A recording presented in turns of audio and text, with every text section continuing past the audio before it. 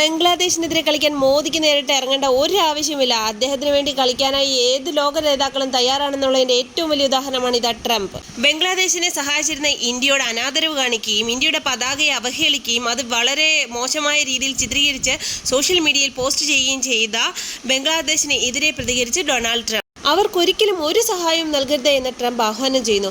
ബംഗ്ലാദേശ് ഇന്ത്യയോട് ഫുഡിന് വേണ്ടി യാചിക്കുന്നു, മറ്റ് സഹായങ്ങൾക്കായി അമേരിക്കയോട് യാചിക്കുന്നു. എന്നാൽ 1971 കാര്യം അവർ പാടെ മറന്നുപോയിരിക്കുന്നു. 1971 അവരുടെ അമ്മമാരും സഹോദരിമാരും റേപ്പ് ചെയ്യപ്പെട്ടപ്പോൾ അവർക്ക് ഇന്ത്യക്കാർ മാത്രമേ സഹായിക്കാനുണ്ടായിരുന്നുള്ളൂ.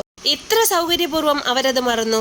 അവരെ ഒരു കാര്യത്തിനും സഹായിക്കരുത് എന്ന് ട്രംപ്. അടുത്ത ഒരു എഴുത്തുകാരി പറഞ്ഞത് നോക്കൂ. ബംഗ്ലാദേശിന്റെ സ്വാതന്ത്ര്യത്തിന് വേണ്ടി 17,000 സൈനികരെ നഷ്ടപ്പെടുത്തിയ ഇന്ത്യ ഇന്ന് അവർക്ക് ശത്രുക്കളാണ്. എന്നാൽ 30 ലക്ഷത്തിലധികം ബംഗ്ലാദേശികളെ കൊലപ്പെടുത്തുകയും റേപ്പ് ചെയ്യുകയും ചെയ്ത പാകിസ്ഥാൻകാർ ഇന്ന് അവർക്ക് സുഹൃത്തുക്കളാണ്. പന്നിക്കൂട്ടങ്ങൾ പേടിച്ചലറുകയാണ്. നിങ്ങളുടെ അഭിപ്രായം കമന്റ് ചെയ്യൂ.